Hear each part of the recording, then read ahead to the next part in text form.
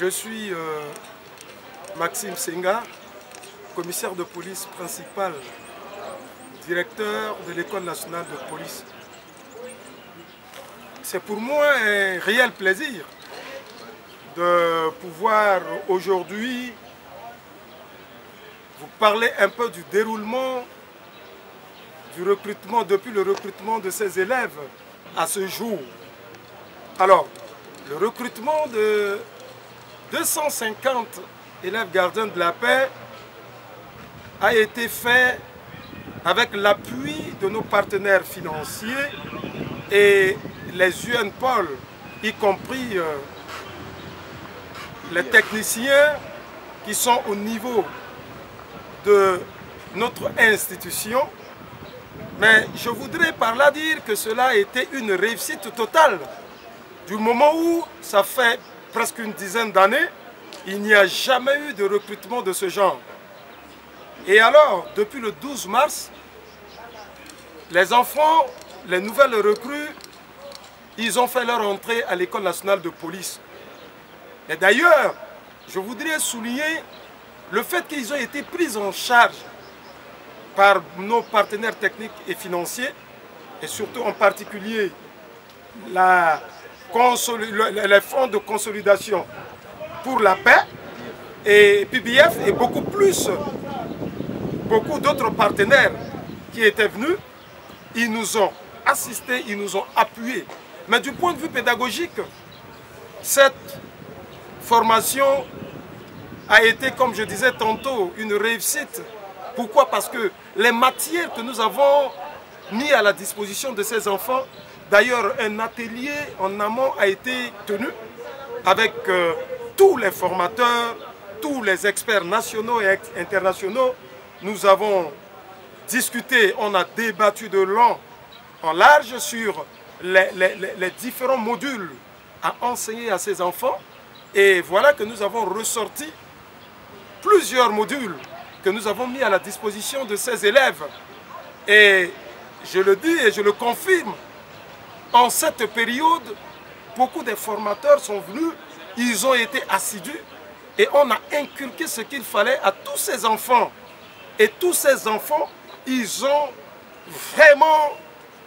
sont mis en action, ils se sont mis au travail et ils ont compris l'enjeu. L'enjeu, c'est quoi? C'est que nous avons aussi un défi sécuritaire. Notre pays a besoin de ces élèves gardiens de la paix qui bientôt, dans quelques jours, vont sortir pour être policiers. Et par là, je dis que ces élèves qui vont être policiers, ils ont acquis beaucoup de leçons. La preuve en est qu'il y a quelque temps, nous les avions utilisés au service de maintien de l'ordre public pour assainir la ville de Bangui. Et là, ils ont travaillé sur les taxis motos. Ils les ont interdits, il y avait une restriction pour ceux-là de ne pas rentrer en ville. Ils ont fait et ce travail a été apprécié. C'est pourquoi le plus souvent on dit, on connaît le maçon au pied du mur. Mais pour ce premier exercice qu'ils ont exhibé, la population a apprécié. Mais je vous rassure que ces enfants, on leur a dit, du moment où ils sont bien formés, du moment où ils ont acquis beaucoup de choses, ils mettront à la disposition de la population ce qu'ils ont appris. Quels sont maintenant les défis, s'il vous plaît? Les défis, c'est que pour l'instant, vous savez, la population avait perdu un peu de vue la police. Et nous voulons rapprocher les policiers avec la population. On veut que les policiers soient proches de la population. Nous voudrions que ces défis aussi concernent les missions qui nous sont assignées. On doit veiller sur les institutions de l'État. Nous devons veiller sur les personnes et leurs biens. Alors tout ça, ce serait avec ces enfants qui vont mettre en exergue tout ce que nous avons comme défi. Et surtout, ces défis que nous aurons à relever, ça va propulser le pays. Si nous tenons, je crois que le pays va émerger. Je crois qu'il y aura la paix. Le défi, c'est de ramener la paix au sein de la République centrafricaine.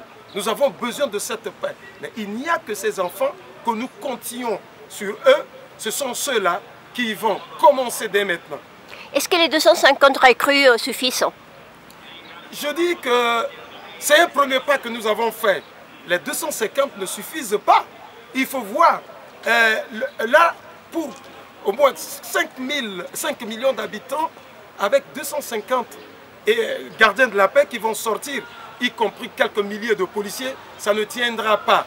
Alors nous souhaitons qu'il y ait encore un autre recrutement, tel que les 1000 qui vont venir, c'est-à-dire 500 gendarmes et 500 policiers. Nous souhaitons que cela ait jour pour que le nombre puisse accroître et que cela puisse veiller et relever ce défi qui est devant nous. Merci, je vous remercie beaucoup.